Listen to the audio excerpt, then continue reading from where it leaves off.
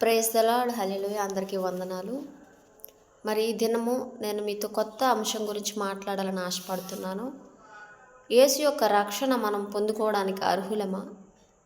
దేవుడు మనకి అంత అర్హతను ఇస్తాడా? ఇస్తే మనమే రక్షణ పొందుకోవాలా? మరి ఎందరినో రక్షణలోకి నడిపించాలనే దాని గురించి ఈరోజు మనం మాట్లాడుకుందాం, తెలుసుకుందాం, మరి అందరికీ తెలియజేద్దాం. ఈరోజు అంశం ఏంటి అంటే రక్షణ. యేసులో రక్షింపబడడం అంటే ఏమిటి? మనం యేసుక్రీస్తు మరణం మరియు పునరుద్ధానం ద్వారా సాధించబడిన మన రక్షణ, విమోచన, నీతిమంతులుగా తీర్చబడుట, సమాధానపరచబడుట గురించి తెలుసుకుందాం. రక్షణ యొక్క నూతన నిరీక్షణ ఏమిటి? దీని గురించి మనం ఒక కథను చదివి ఆ వ్యక్తి జీవితంలో వచ్చిన మార్పులను గమనించి మన జీవితంలో మనం మార్చుకోవాల్సిన పరిస్థితులను, ప్రవర్తనను మార్చుకొని దేవుని సువార్తను మరందరికీ తెలియజేయాలని నేను ఆశపడుతున్నాను. మరి నేర్చుకుందాము. రక్షణ యొక్క నూతన నిరీక్షణ ఏమిటో ఈ కథ ద్వారా తెలుసుకుందాం. జో జైలుకు వచ్చిన తర్వాత తన జీవితం ముగిసిపోయిందని భావించాడు. తన అపరాధం చాలా తీవ్రంగా ఉంది. అతను అన్నింటినీ అంతం చేయడానికి ఒక మార్గాన్ని కనుగొనాలనుకున్నాడు. కొన్ని రోజుల క్రితం జో మద్యం మత్తులో డ్రైవింగ్ చేశాడు. అతను ఒక యుక్త వయసులో ఉన్న అమ్మాయిని చంపిన ప్రమాదానికి కారణమయ్యాడు. అతను జైలులో కూర్చున్నప్పుడు అతను కలిగించిన విషాదం యొక్క తీవ్రతతో అధిగమించబడ్డాడు.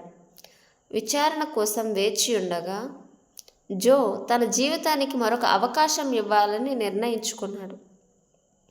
అతను తన మద్యపాన సమస్య నుండి సహాయం పొందేందుకు ఒక సౌకర్యాన్ని వెతికాడు. అతను అక్కడ కనుగొన్నది అతని జీవితాన్ని మార్చివేసింది. అతను సువార్త విన్నాడు మరియు అతను యేసుని రక్షకునిగా స్వీకరించాడు. క్షమాపణ మరియు సమాధానపరచు సంబంధంలోని వాస్తవాలు అతనికి క్రీస్తులో కొత్త ఆశను అందించాయి. అతని విచారణ వచ్చినప్పుడు జో యువకురాలి మరణానికి కారణమైనందున దోషిగా తేల్చబడ్డాడు మరియు 12 సంవత్సరాల జైలు శిక్ష విధించబడింది. అతని జైలు శిక్ష సమయంలో అతను తన తోటి ఖైదీలకు సేవ చేయడానికి చేయగలిగినదంతా చేశాడు మరియు యేసు యొక్క ప్రేమ, క్షమాపణ గురించి శుభవార్తను పంచుకున్నాడు. అతను చివరకు విడిపించబడినప్పుడు బాధిత కుటుంబమును తనతో కలవమని కోరాడు. అతను మారిన వ్యక్తి అని ఆమె తండ్రి, తల్లి, సోదరుడు అందరూ గ్రహించి తన ప్రియమైన వ్యక్తి ప్రాణం తీసినందుకు అతన్ని క్షమించారు. అందుకు అతడు ఆశ్చర్యపోయాడు. మనం యేసు యొక్క క్షమాపణ కోరినప్పుడు జరిగే మార్పు యొక్క లోతును పరిగణించండి. పాతవి గతించెను, ఇదిగో క్రొత్తవాయును అని పౌలు 2వ కొరింథీలో 5వ అధ్యాయంలో 17వ వచనంలో ప్రకటించాడు. ఆ వాక్యాన్ని మరొకసారి మనము పరిశుద్ధ గ్రంథం నుండి చదువుకుందాం.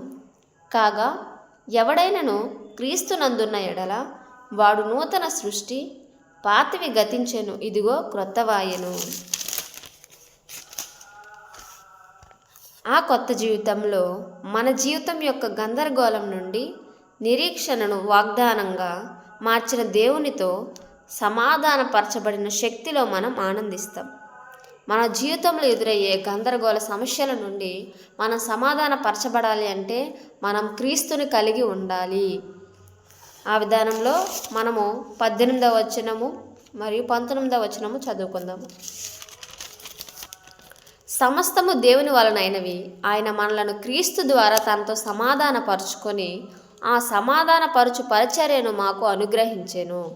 అదేమనగా దేవుడు వారి అపరాధములను వారి మీద మోపక క్రీస్తునందు లోకమును తనతో సమాధానపరచుకొను ఆ సమాధాన వాక్యమును మాకు అప్పగించెను.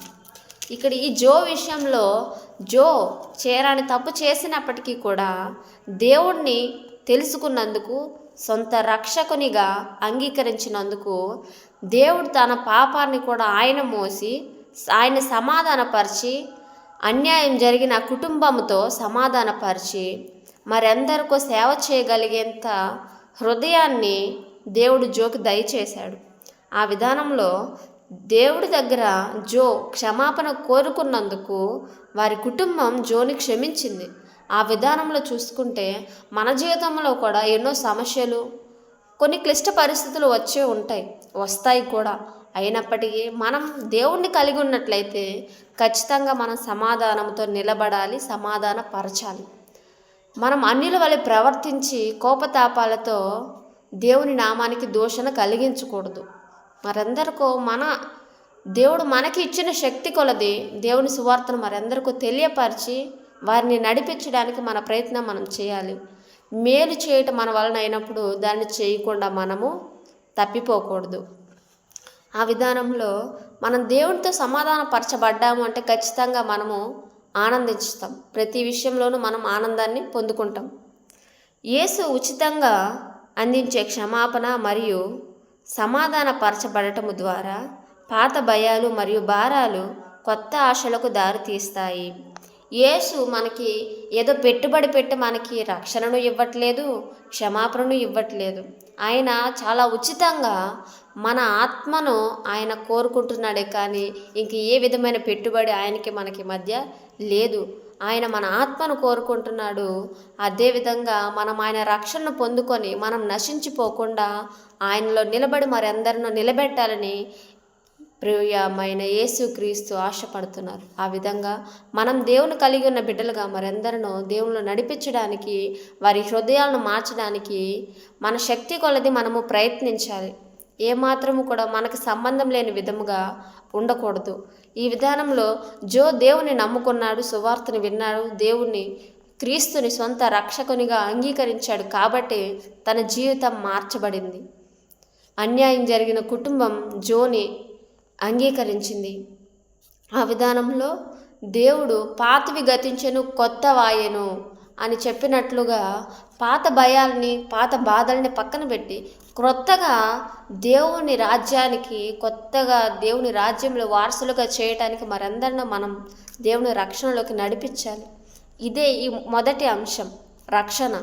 దేవునిలో రక్షింపబడడం అంటే ఏమీ లేదు. నశించిపోకుండా ఈ లోకమనే పాపంలో ఉండిపోకుండా మనం దేవుని కొరకు బ్రతకాలి, మరందరినో నడిపించాలి. ఎందుకనగా మనం దేవుని బిడ్డలము.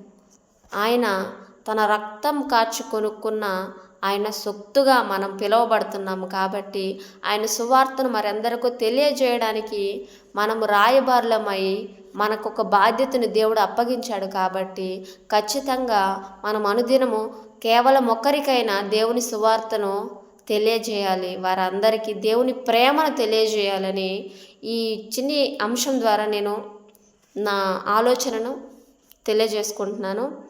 అందరూ మరి ఆలోచించి మరందరికీ ఇటువంటి చిన్న చిన్న మీకు జరిగిన మేలులు కానీ కొత్త ఆనందాలను కానీ మరందరికీ తెలియపరిచి దేవుని యొక్క ప్రేమను ప్రతి ఒక్కరితో పంచుకోవాలని ఆశపడుతున్నాను. అందరికీ షాలోమ్.